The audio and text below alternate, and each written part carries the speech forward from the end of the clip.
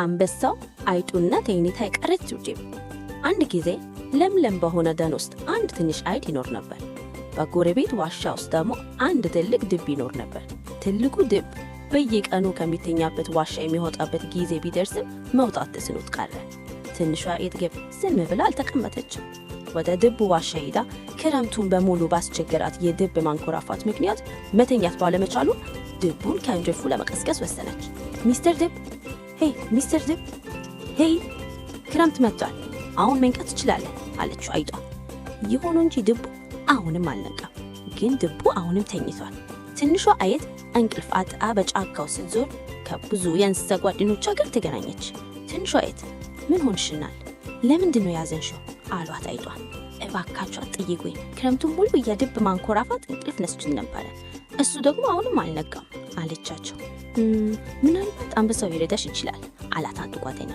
ምንድነው? ለምን እሱን ቃል ነግሮ ይሄዳሉ አለች አይጧ። ምክንያቱም አንበሳው በጣም ጮክ ብሎ ስለሚያገሳ ድምፁን የሰማ ሁሉ ወዲያውኑ ይነሳል አላት ትንሿ አይጥ። በሐሳቡ ትንሽ ፈራች። ወደ አንበሳው የጫካው ንጉሥ ዘንድ ሄደች እርዳታውን ለመጠየቅ። አንበሳው ከዋሻው ፊት ለፊት ተኝቶ ነበር። ትንሿ አይጥ ኃያሉን አውሬ ስታይ በጣም ደነገጠች። ወደ አስፈሪ አንበሳ ጎረቤቴ ከእንቅልፉ የማይነቃውን ታላቁን ድብ መቀጥ ያሳለበት። እኔ ሞከርኩት፣ ምንም ነገር ልቀሰቅስ ወይም አልቻለም። እኔ ትንሽ ስለሆንኩኝ ድምፄ ትንሽ ነው፣ ነገር ግን አንተ አንድ ጊዜ ብታገሳ ሁሉንም ነገር መፍታት ትችላለህ አለችው አንበሳው። ለአንቺ ላጠፋ የምችለው ጊዜ የለኝም ትንሽ የማትረቢ አይጥ፣ እኔ የጫካው ንጉሥ ነኝ። አንበሳው አይጧን ሳይረዳት ዞር ብሎ ሄደ። ማንም ላየው ወደማይችልበት ጥግ ሄደ። ዛፍ ላይ ተደግፎ በጣም ማሳከብ ጀመረ።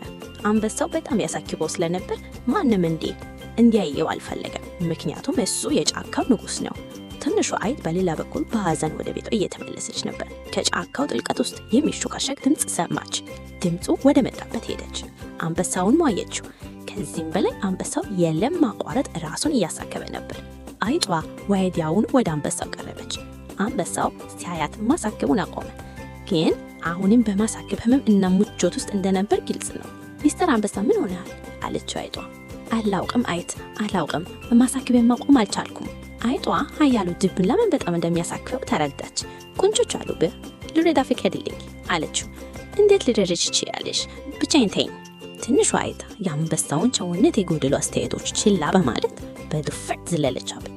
ምን እየሰራሽ ነው? ከኔ ላይ ወርጂ። አይጧ በወፍራሙና ከደረቅ ዝግሮች ይሳበብ ቆንጆቹ ሁሉ ማውጣት ጀመረ። አሁን ምን ይሰማሃል? አለችው። ማሳከብ የተፋው ይመስላል፣ አመሰግናለሁ አላት አንበሳው። ምንም አይደለም ሚስተር አንበሳ፣ እኔ ጀርባ ላይ ዘለሊብና ወደ ቤትሽ ወስድሻለሁ አላት አይጧ። ከዛም ወደ ዋሻው ገቡ።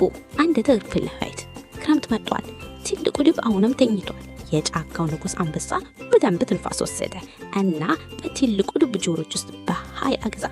ድቡ መጨረሻ ላይ ከእንቅልፉ ነቃና ከዋሻው ሮጦ ወጣ። ትንሿ አይጥ ማንኮራፋቱ በመጨረሻ ስላበቃ በጣም ተደሰተች።